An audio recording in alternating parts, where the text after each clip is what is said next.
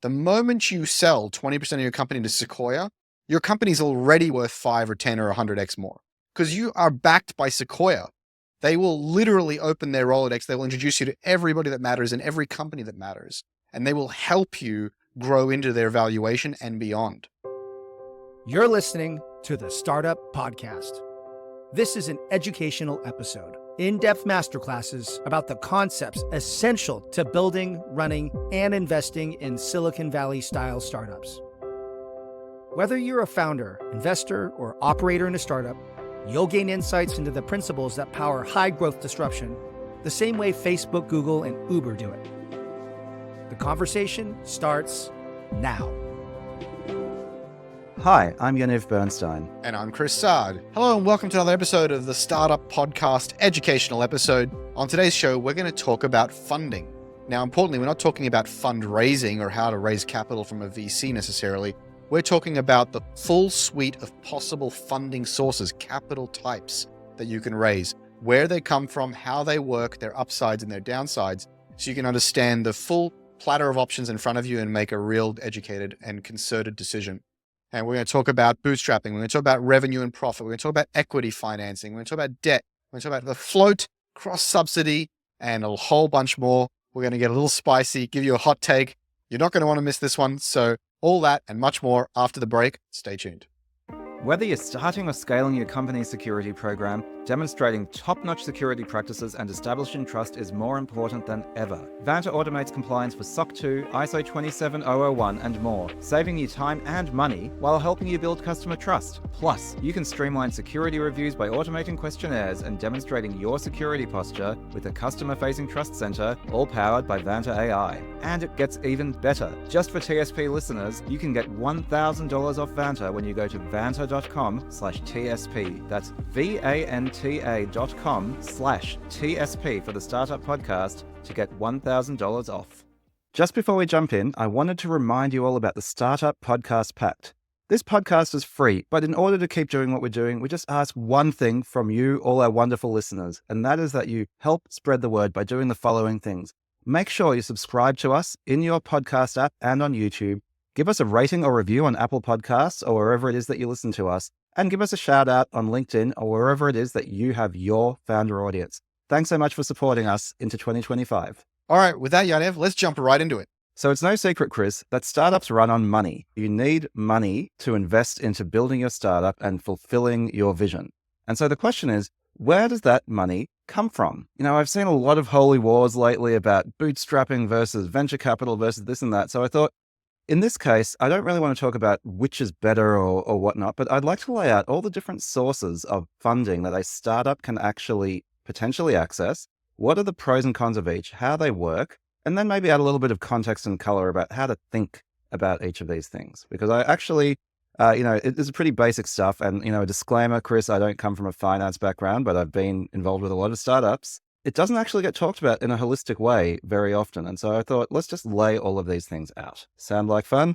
It sounds like tons of fun. Yeah, these things, tend to get thrown around, right? These words, equity financing, revenue, debt, floats, whatever, cross-subsidies. These are some of the things we're going to talk about. Bootstrapping. And people sort of talk about them with this casual, cavalier attitude, assuming everybody knows exactly what they are, how they work, what the trade-offs are, exactly what you lose, exactly what you're selling, exactly what you're buying. And sometimes you don't ask a dumb question like, wait, how does that work? And why does that work? Even worse than that, Chris, I feel it often becomes a kind of a religious thing, right? Where, a few years ago, everyone was like saying, you have to raise capital and celebrating raising venture capital. And now there's this backlash where I see this whole category of LinkedIn influencers who talk about how terrible venture capital is and you should be bootstrapping and so on. And it's like, hang on, these are just different options you have to get the working capital you need to build your startup. It's not about picking one team or another. That is like the most ridiculous thing you could possibly hitch your wagon to. Let's actually understand the options and the trade-offs and then make intelligent choices that are aligned with what we are capable of doing and what best fits our model. Like you and Ev, neither of us from a financing background or technically capital allocating professionals, but we've done this a lot. We've seen it a lot, and we can at least provide a little bit of color to answer some of those, maybe those questions that feel like they're too dumb to ask. We can give you a bit of color and help you understand the full landscape.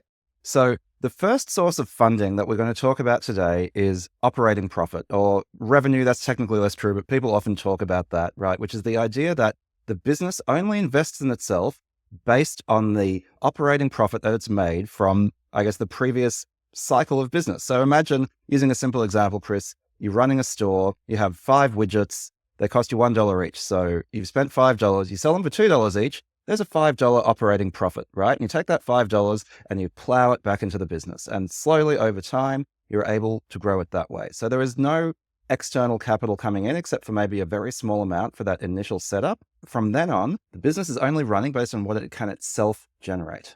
It's very difficult to really imagine a business starting this way, right? There's always some amount of startup capital, even if it's the $5 in your wallet. But really, for this category to apply to you, it's probably a very, very small amount of startup capital you found in, rummaging around your couch cushions. And it's very, very hard to run a business this way, or even to start a business this way, because you're in this like classic catch-22. It's like, how do you buy more widgets with profits if you didn't have any money in the first place to buy those first widgets and sell them? And so this is really hard to run a business based on operating profit. Right. But I think, the traditional view is, okay, we have a very modest amount of startup costs. And from then on, we are not adding any extra resources to spin the flywheel. The business itself has to get that flywheel going. Now, I think that the pros of this are, I would hope, fairly obvious, right?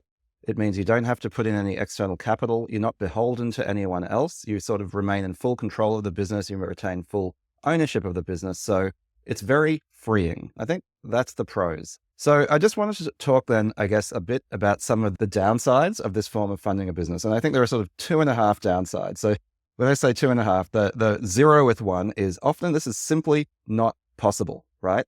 Like, it can be nice to fund your business in this way if the structure of the business allows it. But imagine you're a deep tech, right? Let's say you're trying to build a competitor to SpaceX, right? You want to build rockets and send them up to space.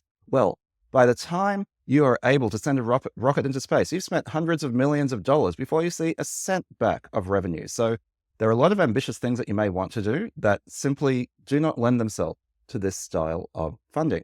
And so, I guess the first big downside is this is simply not feasible for many really exciting, really important, potentially valuable businesses.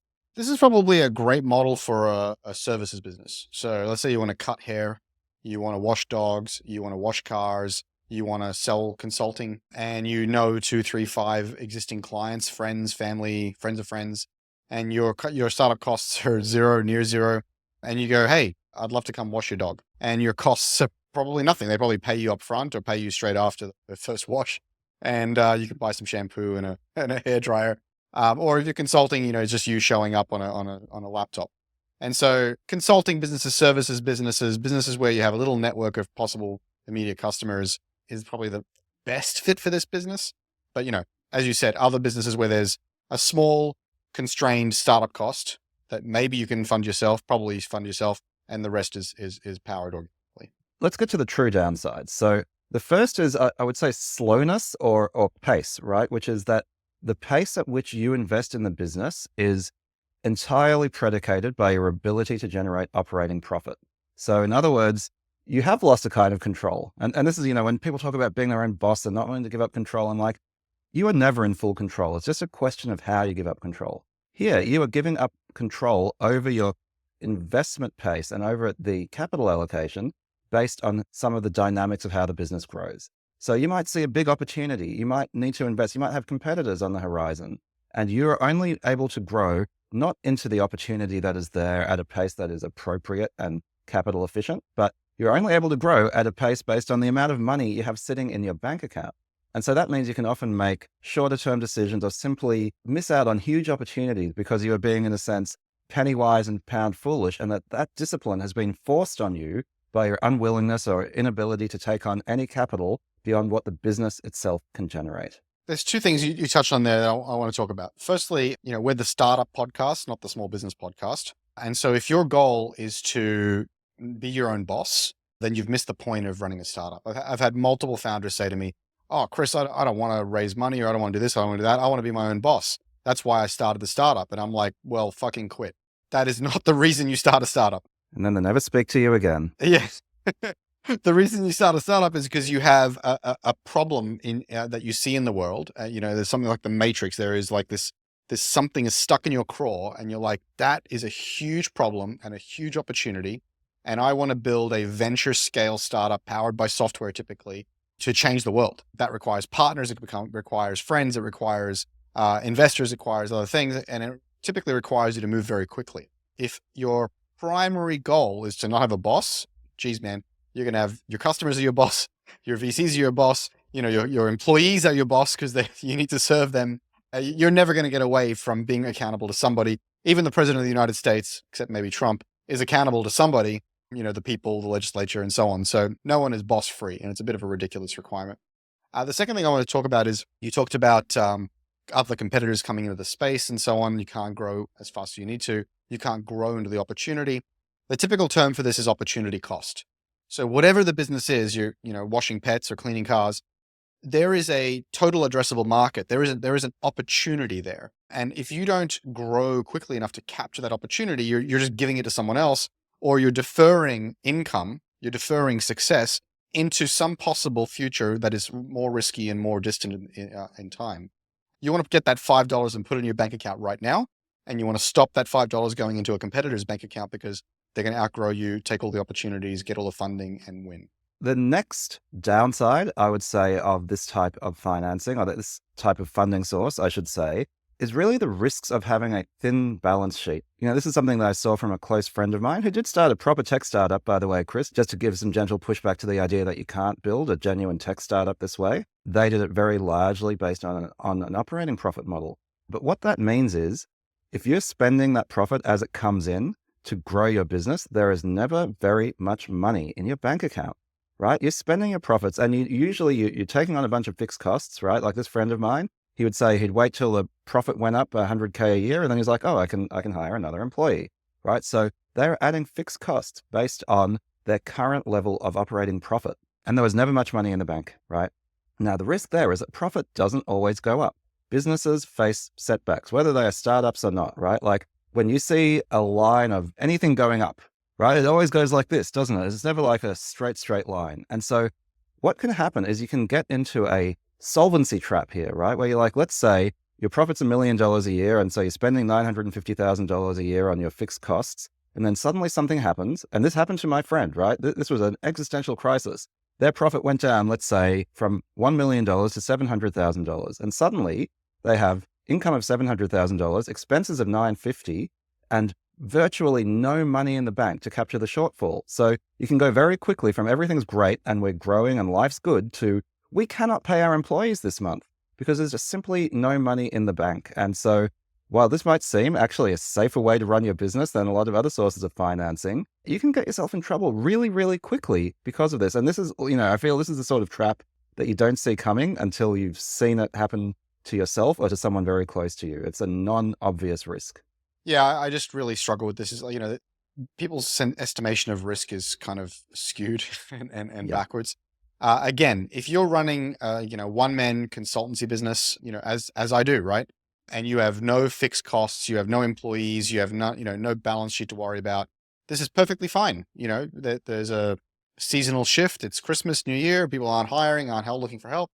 No worries. The only thing I have to worry about is my personal kind of burn rate, the family's costs.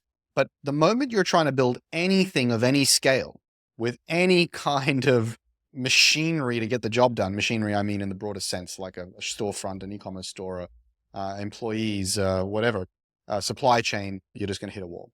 It's not always terrible, but you're taking a lot of risks. And I think what I would say is consider why you're doing this. And, are you being, in a sense, a purist or a little bit ideological about this rather than making smart business and personal decisions if you're saying, I'm only going to grow my business based on its own profit?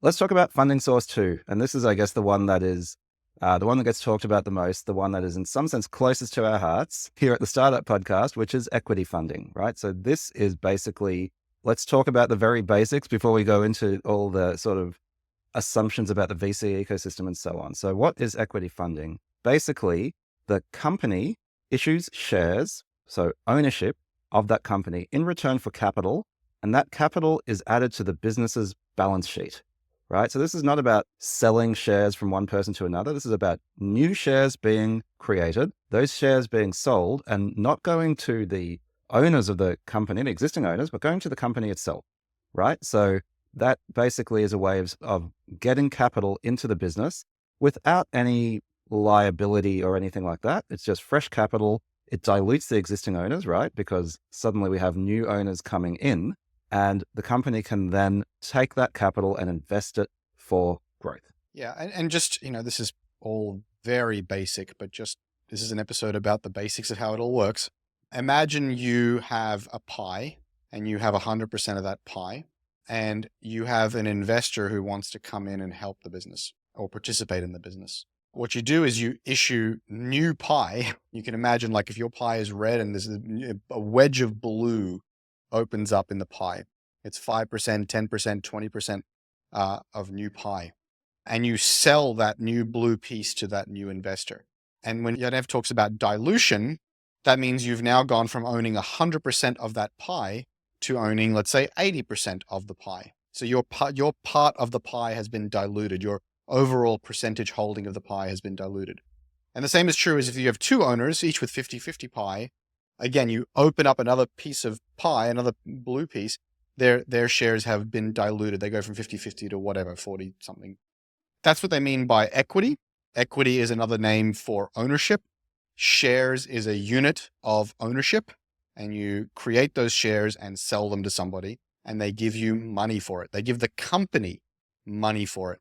So the company now has money in returning for having new people who own new pieces of that pie. Now, for an investor, so the person buying equity in a company, this is generally seen as a high risk, high reward investment, right? So you're taking ownership of something that you hope will grow a lot. And if it does grow a lot, you get a full share of that growth, right? So if I invest in a company at a valuation of $5 million and it then IPOs at a valuation of 500 million, let's put dilution aside for a moment, that's 100x. And I get that full 100x return, right? I'm rewarded for that risk taking by taking my investment of $10,000 and it becomes $1 million. That's amazing, right? In return for that, though, I don't really have a lot of recourse, right? I'm not a creditor.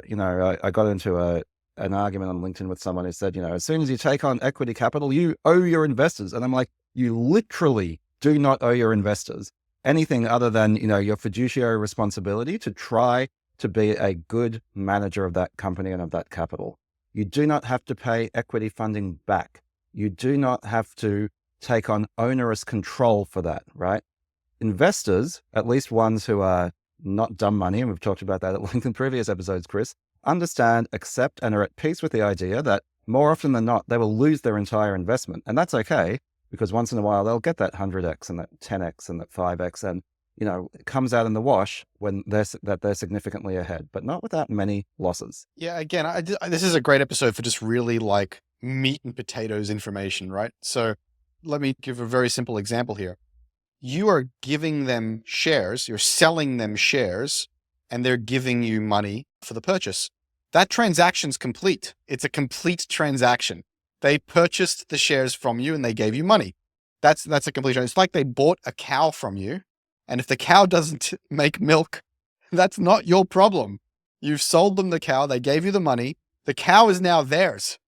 Yep. And if they don't know how to milk it, they don't know how to kill it, they don't know how to slice it up, they don't know how to sell it, that is their problem. Or if it's just a shit cow, it's also their problem. It's still their problem. They didn't do their due diligence, right? Caveat emptor. Right. That's right. But as Yaniv said, and I just wanted to unpack it further, the only thing you owe them is your fiduciary responsibility, meaning they're buying a piece of your business and you owe them to operate that business within the best of your ability without, running away to Mexico or to do things that are unethical. That's the only thing that you owe them. And you all probably owe them some communication, like here's how things are going and here how things are not going. I want to also stress this is very different than most people think of when they go, I need a business partner and I give them 50-50 and we are both co-operating the business. That's a co-founder. Well, I'm just saying in traditional business, they don't necessarily call them co-founders, they call them business partners. Yeah. And the business partner isn't just necessarily bringing money and not necessarily taking ownership piece. They're in there with you And then there you owe them a lot more, like kind of co-decision making and things like this. We're talking about equity investors. They're taking a minority stake and they're typically having a minority share of voice in the operating of the business.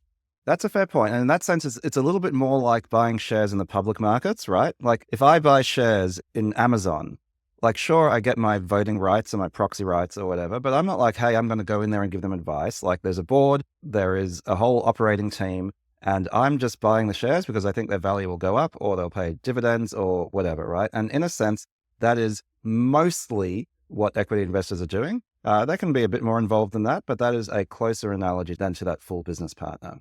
Now, there is a reason, Chris, why equity funding and startups are so closely associated with one another. I said at the beginning of this, we're not going to get religious. I'm not saying that equity funding is always the best or the only option for a startup, but there is a reason why it is often a good fit. There's a few sort of sub points to that. So the first is that generally this source of funding is more accessible to an early stage startup business because, like I said before, the investors who invest in equity are accepting a high risk, high reward profile. So in other words, they're willing to take on a lot of risk. And the fact is, putting money into an early stage startup that is likely losing money, might not have product market fit, that's bloody risky. And so obviously you're only going to get money from investors who have the risk appetite for that. And so equity investors are likely to be it. One of the reasons equity funding is so good is because you might actually be able to get it. And other sources of funding, such as debt, which we'll talk about shortly, you're quite likely to simply not have access to. And again, to continue just to state like really obvious stuff, I used to wonder when I was a kid, like, why is the equity guy willing to take on so much risk and why is the bank not willing to take on so much risk? And it all felt a little confusing to me.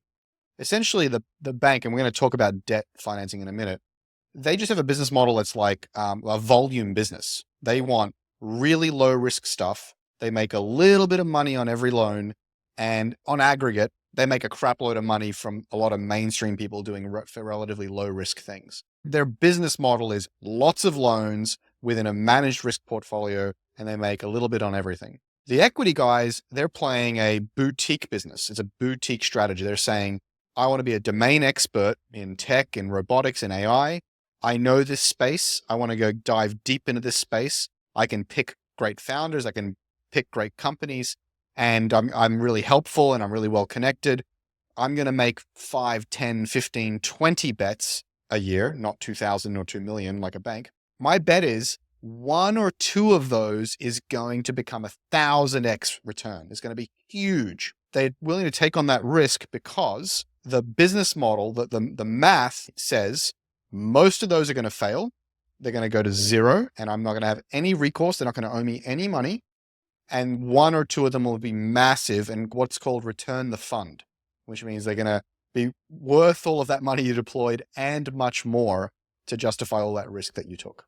I think that's part of it. When we talk about debt, we'll talk about some other reasons why even boutique lenders, and they do exist, are much more risk averse than equity investors. Another reason why equity is so valuable is that it doesn't weigh down your balance sheet the way something like debt will. So if you borrow money, and we'll talk about debt in a moment, then you have to pay it back. The business has to pay it back out of its own capital. So that is weighing down the balance sheet and potentially hindering the growth and the flexibility in the business later.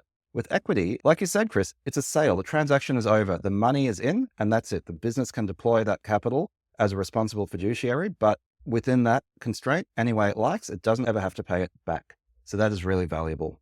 Related to that, there are a few controls on regular operations, right? So yes, you owe your investors some information. You might have a board seat, but generally they're not going to be in there like crawling up your balance sheet and checking how things are and, telling you what you can and can't do. And then the final reason why equity funding works really well for early stage startups is that investors have skin in the game, and that makes them more helpful, right? Like I don't subscribe to the idea that investors value add is like the main reason you take them on. The main reason you take them on is for the capital, but they can be really helpful and they are incentivized to be helpful. And that's quite different again from potentially other sorts of capital where there is no actual incentive to help the business do better.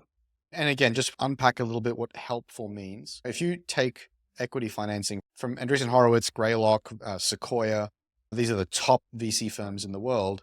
What helpful means is A, their brand alone gives you a whole bunch of credibility and signaling.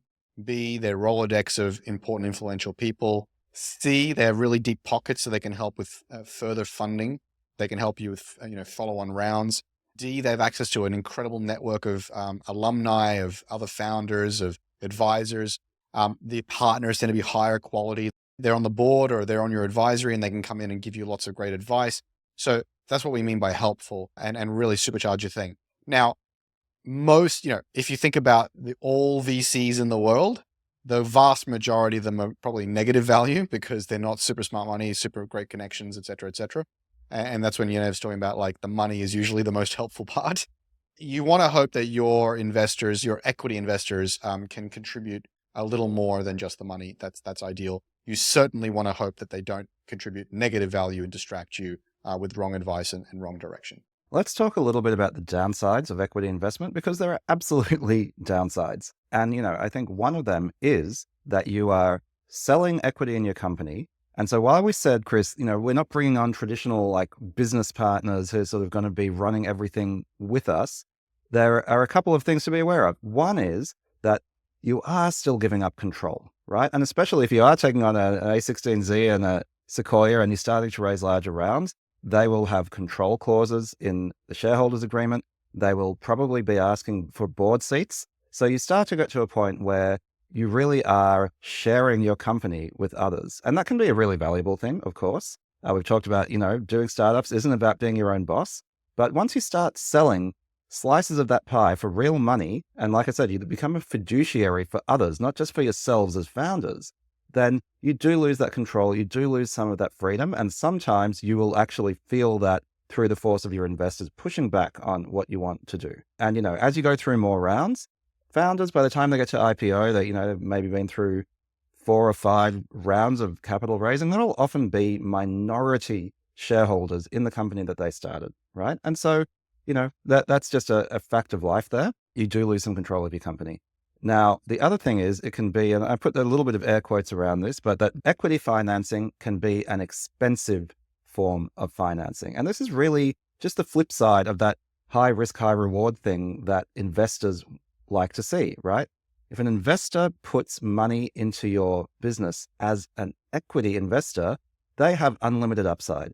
They can get that 10x, that 50x, that 100x, 1000x. It happens, right? These early investors in Uber and Google just made insane amounts of money off their very small investments. And so in a sense, you can say as the owner of the company, as the founder of the company, you've given away something that has potentially enormous value. And in a sense that you probably should believe has enormous value. Otherwise, you have no business devoting your life to this startup. And you're giving it away for what is a relative pittance, right? So it's an expensive form of financing. If you give your investors 1000x return, one way of thinking about that is you've paid 100,000% interest on that money. That's a very, very, very high interest rate. And that is what you're paying for all of those upsides, such as the lack of recourse, the fact that they'll invest in you at all, and everything else, right? So it is simply worth being aware of that. It's expensive when you put it that way. But the reality is that most startups who return anything like 100, 1000x probably owe some part of that success to their investors, to their ability to attract that amount of money, that amount of pedigree, that amount of advice, and that amount of follow-on money. The idea with giving away equity, or rather selling equity and diluting yourself, is that when the transaction is complete, the size of the pie should be bigger. You end up with a smaller slice of 100%, but the value of the 100% grows almost the instant the transaction is finished, and certainly by the time you've spent the money. Each time you're giving away or selling equity, you want ideally for the value of the pie to grow such that it outpaces the dilution. And so each person you're adding into the pie should be making that pie more and more and more valuable. And also by virtue, by the way, of them buying that piece of the pie for that amount of money, they are setting the valuation at typically 10 or 100x greater than the last valuation.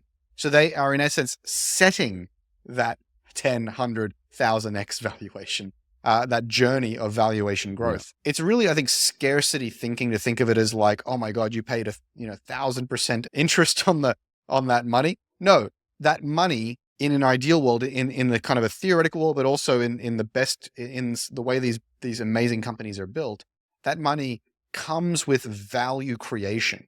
The moment you sell 20% of your company to Sequoia, your company's already worth 5 or 10 or 100x more because you are backed by Sequoia. They will literally open their Rolodex. They will introduce you to everybody that matters and every company that matters, and they will help you grow into their valuation and beyond. You really have to think about this as like my old CEO at my company, Echo, used to call it stone soup. Someone comes into town and says, I don't have anything to pay you for room and lodging, but I can make an amazing soup. Here, I've got a stone. If someone just contributes some mint, it'll be a great soup. And it's like, okay, I have stone and mint. If someone could just contribute some basil, it'll be a great soup. And he goes around the town contributing. You're making herbal tea there. That ain't soup. He goes around the town convincing everybody to contribute meat and contribute potatoes and contribute everything. And eventually he has made something of value through the contributions of everybody else. He showed up with nothing but a stone, right? And so this is how you have to think about equity funding and startups in general, is that you're bringing a team of awesome people together, including those with capital, to achieve that 1,000x exit that you all contribute to in some way. It's a great children's book, by the way. Final, very quick thing about equity funding, which I think is both a pro and a con, is it is irrevocable, right? Like once you sell a part of your company, it's gone. You can't just buy it back, except by a fresh negotiation, not at the price that you sold it, right? Secondly, the investor can't ask for their money back either, right? So it is irrevocable in both directions. In that sense, you're partners, right? You have committed a little bit of your futures to each other. And so you're in it for the long haul. This is both a pro and a con. It means you want to pick your investors carefully, but it also means they can't just pull the rug out from under you very easily. I guess another con, Yaniv, is this kind of funding. You mentioned at the beginning of this section that it goes very well with startups. And the reason it goes very well is because software-powered startups are typically capable of growing very fast and maintaining very, very healthy margins. And so the value creation, the growth of that pie tends to be, it's possible for it to 10x or 100x or 1,000x. And only if it is possible to grow that much are they willing to put their money in and buy that piece of equity. And so the con, I guess, it's only accessible to companies that have the potential to grow like a hockey stick. And once you raise capital from equity investors, you are almost committing to a growth curve and a mindset and a capital deployment model that all but guarantees you will either grow like a hockey stick or hit a wall and die. And so there's kind of very little middle ground in there, except some kind of base hit, acqui-hire, nothing exit type thing. Yeah, that's right. That's actually very valid. And thanks for bringing that up. Is equity funding does kind of cause you to commit in that sense of, it being irrevocable. It causes you to commit to going for that massive outcome. And if you don't like it, well, maybe don't promise that sort of outcome to investors in the first place. And then you won't get the equity funding. Exactly. Over 7,000 global companies like Atlassian, Dovetail, Flow Health, and Quora all use Vanta to manage risk and prove security in real time. Why aren't you? Get $1,000 off Vanta when you go to vanta.com/TSP. That's VANTA.com/TSP for the Startup Podcast to get $1,000 off. All right, now let's move on to the next source of funding, which is debt. So debt is something that I hope everybody understands reasonably well. You borrow money and then at a later date, you pay it back, but a little bit more, which is the interest that you pay on for the right to have access to that money for the period that you have it for. So I would say, for an investor, debt is low to medium risk and low to medium reward, right? So if you think of equity as being high risk, high reward, for the investor, debt is low to medium risk and low to medium reward. And, the way I would characterize this, Chris, like the big difference is a lender. So a debt investor is a lender. They expect to be paid back. Their business model is not zero risk, but the whole point is most of the time they get paid back. That's the only way it works. And so that means, what does that mean in practice? First of all, Chris, it means that you're less likely to get debt funding if you're doing something very risky, because an investor is going to look at you first and foremost, not in terms of can they return that 1,000x, because the debt investor isn't going to get that 1,000x, right? That's why it's also low to medium reward. They're only going to get their interest rate back anyway. So they're not just looking at that. They're looking at, is this startup likely to pay me my money back? Or are they just going to go bust? They don't want you going bust, right? We said before, equity investors are quite comfortable with a lot of their investments going to zero. Well, guess what? Debt investors are not. Their margins are too small and their upside participation is too limited. Their margin is, whatever, 2, 3, 5, 10%. That's their not even their margin, that's their revenue, and they have their costs, right? And their upside is limited to that. And so if they can't have too many of these things fall over, because they'll quickly go bankrupt themselves. You can imagine, even a very high interest loans, maybe 30, 40% a year. So let's say a couple of 100% over 5 years. So you're talking about a maximum 2 to 3x return, not 100x, not 1000x, a maximum of 2 to 3x, usually quite a lot lower. And so you can't afford many zeros there and still to come out ahead. A lender expects to be paid back. I think that's really the crux of it. And then what does that mean?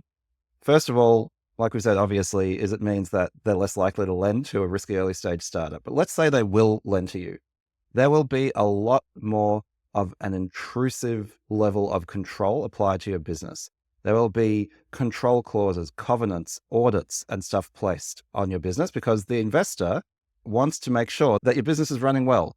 And if it's not running well, they will try to get their money back before you splat into a wall, because also they have the right to their money back. An equity investor doesn't. Like you said, you've sold them the cow, they've got the cow, they can't ask for their money back. Well, a lender can. And so in order to make sure that they have the ability to get their money back before it's too late, they will put all of these controls in place. And actually, Yaniv, let's continue the cow example here. With equity financing, you've sold them the cow and they've given you money, end of transaction. Really, you've sold them part of the cow, but that's okay. With debt, you've sold them the promise that you will milk the cow, make money from the cow, and if they just give you some money up front, you'll be able to pay them back over time from the profits of the milk from the cow. And so you keep the cow, you make money from the cow, and you promise to pay them back for that upfront money over time. And by the way, if you don't pay them back, they take the cow and they sell it to make their money back. And so that's what you mean by securing the loan, right? And so you keep the cow. That's the big difference in between equity and debt. Another thing that is worth being aware of as a startup founder specifically, because I've seen this happen quite a lot, who is seeking debt financing, is that the lender will often require what is called a personal guarantee. What that means is you, as a director of the company, as a founder, will sign something that says, if the company isn't able to pay that money back to you as a lender, you, the lender, can go after me. So in other words, you are securing the loan that your business has taken out against your personal assets, your house, your car, your watch collection, if you have such a thing, your car collection, if you have such a thing, Chris. And they can come after you personally for the company's unpaid debt. To me, that's scary. They ask for that, again, because they see your business and they're like, well, the risk is too high that they won't pay back. But if I take the risk of the company not paying back and the actual founder not being able to have assets that are recoverable, then the risk is okay for us. So they're not being evil or predatory, but that is the risk equation that they are taking on. But for you as a founder, you've broken down a very important wall between whatever it is that you own and the startup that you are building. And so people often sign personal guarantees, not thinking much of it. But like we said, most startups fail. And that means that a lot of startups who've taken on debt will fail without having fully repaid that debt. And so not only are you then faced with the situation that your dream and your startup has gone to nothing, you lose your house, you lose things that really matter to you. And so, I think that's really scary. Personally, you never say never. I would think twice and then 100 times before signing a personal guarantee. I would also make sure that my spouse was on board before signing a personal guarantee. It's rare to get access to debt without that. So I think that's something that's really, from a practical point of view as a founder, really something to watch out for. It's worth noting a couple of things here.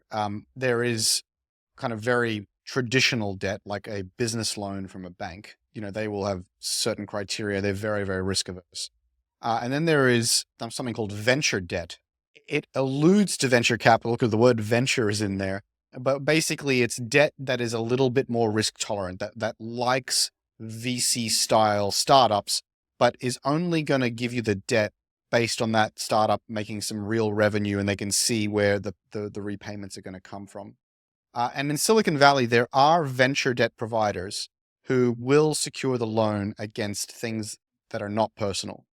So I know at Echo, one of my previous companies, we raised venture debt against revenue, and it was secured against things like IP and other bits where they could kind of like take parts of the company whether it were to fail and try to sell them off for parts. Yep. And so not every debt thing involves personal guarantees, but if it does, I would definitely think twice, 3 times, 10 times about that for a high risk startup. You might also read about something called revenue-based financing. That is a form of venture debt. Like you said, Chris, it is debt that is kind of underwritten against future revenue flows. That works quite well for subscription-based businesses like a lot of SaaS and so on, where your future revenue is somewhat predictable. It still comes into debt. So of course, what are the advantages of debt? I think the biggest is it's non-dilutive, right? It's also sometimes been branded venture debt, Chris, as non-dilutive financing for that reason. You're not giving up any equity. You can still own 100% of your business. It's revocable, meaning that although those creditors have a lot of control of your business while the loan is in effect, once the loan is paid back, you are back in full control in theory, right? It is also, in the sense that we talked about equity being an expensive form of funding, you could say that debt is a cheap form. Again, I put the air quotes around it. Chris, I accept and largely agree with the things you said about why thinking of equity as expensive is not valid. But again, because the lender gets capped upside, even if you use that venture debt to 1000x your business, you're still only paying back the interest rate, right? You're only paying back 2 to 3x. And so in a sense, you make more money in that sort of narrow sense if you take on debt rather than equity. Yeah, and it's worth pointing out here that some of these options are not mutually exclusive, right? Mhm. So a lot of fundraising efforts for venture scale companies or companies with the potential for venture scale is they will raise a mix of equity financing and debt financing, especially if they have real revenues and they want to kind of mix that and reduce their dilution. And of course, there are also hybrid instruments. I don't think we'll go into that in detail here, A, because I'm not an expert, and B, because there's just too much to go into there. But you'll hear about things called convertible notes and similar. And that is effectively a debt instrument that can be converted into an equity instrument. So in other words, you borrow money and under certain conditions, that debt is discharged instead of by being paid back, by being converted into equity in the company. And so that is a hybrid instrument. Again, it sits somewhere in the middle in that risk reward trade-off surface. And it can be another valuable way of doing things, especially for a sort of more mature business who's at the Series B, C sort of level. So now we're going to go through another couple of special cases, I guess I'd say. These are not fully different forms of funding. I think those are really the big three, right? Debt, equity, or self-funding, in a sense, covers the space. But there are a couple of interesting things that are worth talking about, at least briefly, Chris. And the first I wanted to do here is float. So float is what happens when you have money sitting in your bank account as a startup because you get paid before the expenses are incurred. Now, if you think about it, typically as a business, you have to, for example, buy your inventory before you sell it. And so those holding costs, that is called a working capital requirement, right? But there are some businesses where you can actually flip that on its head and you can get paid first. So for example, insurance companies collect premiums at the start of the year, but they only pay out over the course of the year as things happen. Maybe not the best example right now as we are recording this in the midst of the LA wildfires, but generally insurance companies have what is called a negative working capital requirement. Similarly, why do so many businesses love selling gift cards? For the same reason, right? You sell the gift card today, it's not redeemed for a month. In the meantime, you've got that money sitting in your bank account. All of that money sitting in your bank account is called float.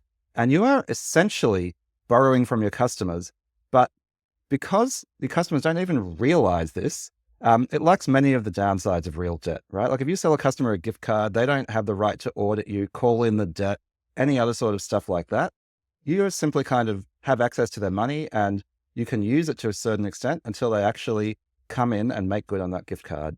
Similarly for insurance companies. So that is really valuable. When you get to that negative working capital, you can effectively use that money to fund your business until it is deployed, right? And in a sense, the more you grow, right, the more gift cards you sell, the more money you have. And so it can be a really powerful kind of nitro boost to your growth. I would add one caveat there. So, I think this is a pretty great thing to have if your business is structured in a way that it can have access to it. But you do want to get good legal and financial advice. Depending on the country, jurisdiction you're operating in, there are legal constraints about spending money like this because it's not actually your money, right? It's the customer's money. And so there are legal requirements around solvency, around not trading while insolvent. And so you do want to make sure that you make use of this money correctly so you stay on the right side of the law, and also that you act morally towards your customers. But this can be a really powerful way of stretching your dollar further. And it's always worth thinking about, how can we get into this negative working capital cycle? Crowdfunding is a great form of this, Kickstarter and what have you, where these companies, to build and deploy hardware based products, they need the operating capital to go execute, spin up manufacturing and buy materials and so on. And so they're essentially asking you to do what's called what you might think of as like a high risk pre-order to float the business and buy the thing before it's ready, before it's anywhere near ready, to help the company go and build 1,000, 10,000 units of these things and then get them to you when they get them to you. And so, crowdfunding is a really, really great way to make floats, customer powered floats. Really, really interesting. It's kind of, customer debt financing. And I think there's actually very little recourse there too. So if the project fails to deliver, I'm not sure how much they owe the users ultimately. Yeah. And you're talking about something like Kickstarter. There are other platforms that call themselves crowdfunding that are actually a form of equity financing, but you're completely correct that something like Kickstarter, where you're actually paying now to buy an item that will later be created, is very much a float-based financing. And, I think this is famously what Berkshire Hathaway relied on, especially in the early days, to massively grow their business. So it can be a hugely powerful bit of leverage and one worth looking out for if it's available. Okay, now the next special case, Chris, I put this one in there for you because I know you're going to love this. I call it the cross-subsidy. And this is when profit from one line of business subsidizes the operating costs of an unprofitable line of business. Often this takes the form of a services business subsidizing a product business, right? So, we've got a consulting business and we're making heaps of money off that. And, we're trying to create a new product. So we're taking the profit from the services business and pumping it into the product business. And hey, presto, we're bootstrapping, right? And now this looks a lot like the first category that we had, right? Which is the revenue or gross profit financing. And in a sense it is, right? And I think on a balance sheet sense and an accounting sense, zoomed out, it is. But the reason I put it there is be careful, because what it can do, this type of arrangement can mask a fundamentally unscalable business. And I think this cross-subsidy model is probably, Chris, I'd love to hear your thoughts on this, the leading cause of the dreaded technology-backed services business. And that is because people often build this model without even realizing that is what they're doing. There's a lot to unpack here, as you know, I love and hate this in equal measure. There's actually a couple of flavors of this, though. There is flavor A, which you just touched on, where you're building some kind of enterprise SaaS business. And in order to try to maximize the revenue and maximize the ticket price of a transaction, you kind of sell this big fat services layer and you build whatever you sell. And you think of it as like product market fit. Oh my God, they're willing to pay us millions of dollars and we're making revenue, we're making profit. And you are sort of subsidizing the development of a fat, shitty product that no one will ever scale and no one will ever buy en masse. That's where you have the services business embedded in the product business, and they're sort of subsidizing each other within the same balance sheet, within the same corporate entity. And there's just a shitload of conflation between the two. And you think one is the other and when the other is the former. And it's just a giant mess. That rarely works without incredible discipline and incredible pivoting and incredible understanding of terms and deconflation and understanding that one thing is professional services or enterprise customer service and the other is product, and having a bright shining line between services and product and having a strong product leader and on and on and on. It can work, but it's really, really hard. Okay. And in some ways it can work against you when you go into talk to a VC. There's another version of this, which looks more like bootstrapping. And in fact, it's a better way to set it up, where you have company A, it's your agency, your services business, selling agency stuff and kicking out cash, profit. And you take the dividend from that business, you exit that money and you take it personally, and then you invest your money, or the agency, the services business invests it, into a separate product business with a separate team, a separate mission, a separate P&L. This is more like bootstrapping, which we're about to get to, And it keeps things very clean, very separate. It's easier to invest in that second entity because as far as the VC is concerned, it looks like pure bootstrapping or pure kind of friends and family money. You would certainly have a lot of the equity for yourself, or if the agency was funding it or was spun out of an agency, the agency might have a percentage of ownership. And that is a much cleaner way of doing it. But in both cases, because you have a services background, typically when you're doing this, your muscle memory is going to lead you to make all the wrong decisions. You're going to say yes to all the wrong things. You're not going to understand how to build products and scale. So get excellent product leaders in the mix when you're doing this. And okay, this is the perfect place to then move on to bootstrapping. And Chris, for the audience, we actually started talking about bootstrapping early in the recording, and our editors cut it all out because we realized that we have a bit of a definitions issue and people are very loose when they talk about bootstrapping. So I'm going to attempt a type of definition of how it's actually used in practice, and then we can dive into some of the pitfalls of talking about bootstrapping and being careful about what you mean here. So to me, in practice, what I see bootstrapping meaning, Chris, is it's generally defined in the negative, right? A bootstrapped startup is one that does not take external funding, either from equity investors or from debt investors, right? That's what I think people mean when they say a bootstrapped business. But I'm going to dive in here because I think there are a few different meanings to that, or a few different interpretations of that, and they have very different consequences for you as a founder. There's actually, bootstrapping tends to be a term that kind of conflates and confuses many kinds of companies and founders with many kinds of attitudes, right? So there are some who are like religious about it. They're like, no, we're a bootstrapped company. We are not intending to take venture capital. We want to bootstrap with our own money, get to revenue or profitability, and not need those vulture capitalists. There are others still who think of bootstrapping as a phase of the startup. So they're like, well, we're bootstrapped right now, looking for our pre-seed or seed round of money. So bootstrapping is like the first bit where the founders are putting in a bit of their own money and just getting things started. And then there are a third kind, perhaps, where they're really running the business off revenue, off profit, which is that first one, Yaniv. I think this is the distinction you want to make the most, where they're calling it bootstrapping, but they're really it's an organic business running off profit and reinvesting those profits. So this is interesting. And maybe let's kind of think about the definitions, but not stick to them too closely, because this is the point I actually want to make. Sometimes this can be a good thing, and sometimes this can be a very risky thing to do and a form of founder self-delusion. And what I mean is this: there are businesses that are profit-based funding. And, whether you call that bootstrapping or not, I feel like this is a business that really is kind of funding itself through itself. But if it is not doing that, then a business that is bootstrapped, that is not taking any external funding, is generally what I would call equity funded by the founder or founder funded. And what that means is, okay, this business is still burning money. Whose money is it burning? Oh, it's burning mine, right? It's burning mine as a founder. And so what you actually, the right way of thinking about that, Chris, I think is, I am, in return for my 100% equity as a founder, I am putting in equity financing, right? I am angel investing in my own business. I'm putting in not just my own sweat, but my own money. I understand the appeal of that, but to me, what that does is it takes something that's already very risky, which is devoting all of your time and so much of your life energy into your startup, and it is creating even more risk, right?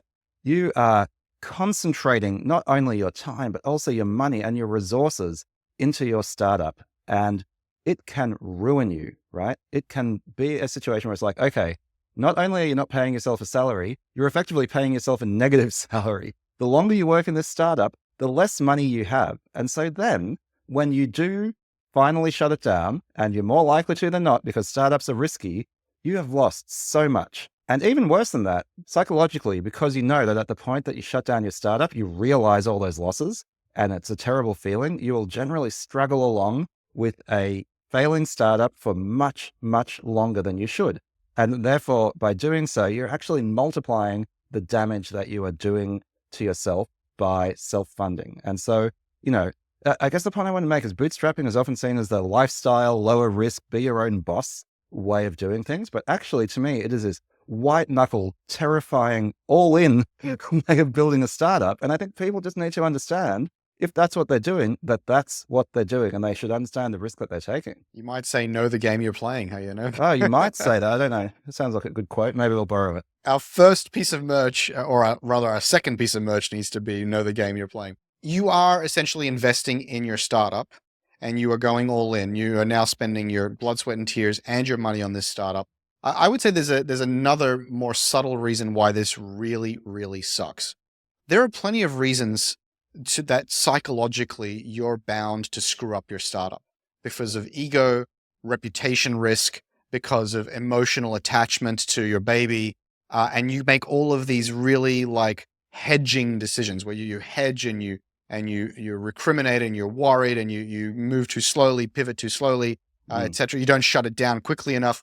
And so there's lots and lots of reasons why you make bad decisions, emotional decisions, irrational decisions for your startup. All of that gets multiplied by 100 when it's your money on the line, your family's money. And so you're spending your own money, which only makes you want to hedge more, move more slowly, be more scared, and so on and so forth. So you really need some amount of emotional detachment from the outcome. And it's hard enough when you're spending other people's money because of reputation, emotional attachment, confirmation bias, and so on. It is 100 times harder when it's your money. And so you really need that outside capital. And then the other thing is, and I touched on this earlier, you need that outside money because it validates your business. It's a signal that third-party capital allocators believe in what you're doing and have set a price because you've sold them equity and they bought it for a certain valuation, which is part of the startup game. The way to increase the valuation of the company is to increase the valuation of your company, to set these milestones where other people buy it for an increasing amount of money. And so for all of those reasons, you're not playing the startup game. Unless you have millions and millions of dollars in the bank, you don't need anybody. You're a capital allocator and you decided to allocate some small portion of your wealth to this bet that you want to operate as well. But you really need to think about it the way Silicon Valley companies and founders think about it, which is bootstrapping is a phase. It's the pre-friends and family, pre-seed, pre-Series A. The first stage is we'll bootstrap this a little bit until we know that we have something worth betting on. I think that makes sense. Like the more I talk about it, I'm kind of talking myself into a more anti-bootstrapping position than I was expecting to, because if you think about this sort of permanent bootstrapping as opposed to the sort of temporary bootstrapping that you're referring to, Chris, this is equity funding your own startup. It is violating nearly every principle of equity investing, right? Like we've had an episode on angel investing. We've talked about VC dozens of times, and we say it's high risk, high reward. We say most of these investments will go to zero. So to make it a viable asset class to invest in, you need a portfolio, right? They say an angel investor should probably have at least 20 companies in their portfolio. Like VCs spend a lot of time on their portfolio construction, which is basically to say, okay, when we're dealing in these like highly volatile, like tail distribution sort of outcomes, how do we deploy our capital so that in general, we will come out ahead? And you can't do that by making a single investment. So if you're an angel investor and you take a whole bunch of money and you invest it all in one company and that's the only investment you ever make, well, you're probably going to lose all that money. And so it's not really a great investment strategy. Even worse if it's the company you're running. Yeah. Thanks, Chris. That's what I was getting to. So it's like, that's just as an angel investor, that's just money. Now imagine you do that, but as well as all your money, you pour in all of your time, you relinquish all your earning capacity, you lose hair, you go gray, you strain your relationships, all for this single investment. You are way over-concentrated, way over-concentrated. And I think that is the real problem with this sort of self-funding. You're putting massive risk into your life. As a startup founder, you're taking on enough risk already. The aim that you should be shooting for is, how do I slightly reduce my risk? Not how do I double down and take on even more risk? So taking on equity capital, maybe being able to pay yourself a small salary, all of these things are ways of saying, okay, I'm taking a big risk, but by doing these things, sure, I'm shaving a little bit off the ultimate theoretical upside, although that is scarcity mindset, Chris. You've made that point a couple of times and I agree with it. I'm shaving a bit off my theoretical upside. I'm shaving a little bit off ultimate like megalomaniac control over my company. but I am de-risking myself in real ways and will be really meaningful to me and my family and will improve my decision-making, right? That's the other thing we've both said, is that it's really hard to make good decisions when you have gone all in on this one startup. It's really hard to read the right signals. It's really hard to know when to quit, when to pivot, when you have so much riding on this thing succeeding. We did try to, describe each of these with as little judgment and absolute positioning as possible. But, again, we are not the small business show. We're not the bootstrapping show. We're the startup show. And as we've said many times, Yaniv, the word startup is short for Silicon Valley style, venture scale, hockey stick growing, software powered technology company, technology startup. That's all in the name. The name has become conflated. It's become, confused. Now any small business operator or a services business calls itself a startup. And yeah, look, we don't want to gatekeep. We don't want to be semantic. We don't want to be, difficult here. But for the purposes of our show, the purposes of us helping you have these outsized returns, that's our job here. And this is how we think about it as two people who've worked in this space for a very, very long time. Okay. Final word from me, and then Chris, if you wanted to add anything, is no matter what your source of funding is, money is expensive. It is not easy to come by, especially at an early stage startup. And so be frugal. I think this is something that, every time you found a business, every time you work with startups, you get hammered into you more and more is like, be frugal. Now, that doesn't mean be cheap. It doesn't mean don't spend your money wisely and deploy it boldly to take big risks. What it means is don't burn cash unnecessarily and treat every dollar as precious, because it is. The lower your burn, the better your options, no matter what source of funding you seek. Yeah, of course, you've mentioned all the caveats there, Yaniv, but I just want to mention them explicitly, right? There is a balancing act between being judicious and being afraid to deploy capital, trading capital for growth and execution capacity. Yeah. The reason you raise capital is to buy execution capacity, high quality, rapid execution capacity. And so you don't want to be wasteful, keeping employees on that are not effective, running marketing campaigns that are just ego-based, pushing vanity metrics. Hiring people you don't need to hire is the biggest one I see. Overbuilding your org, and the key being overbuilding. You need to build your org, but not overbuild it. Paying for crap loads of traffic and growth with a very, very leaky bucket. These things are all waste. But you absolutely need to deploy generous amounts of capital, raise and deploy generous amounts of capital to the right people, force multipliers, 10Xers, A players, incredible operators. You pay for what you get. Not always, but pay for what you get.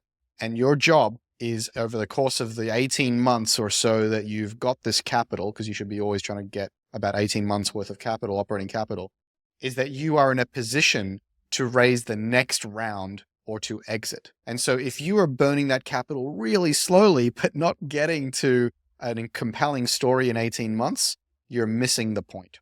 And so you need to find that line, walk that line, get the advisors, mentors, coaches, executives, operators in your business that can help you do that well. Wow, Chris, I'm sure there's a bunch of people listening to this episode thinking, I've got some capital. I want to deploy it boldly, but frugally and efficiently, and I need help doing that.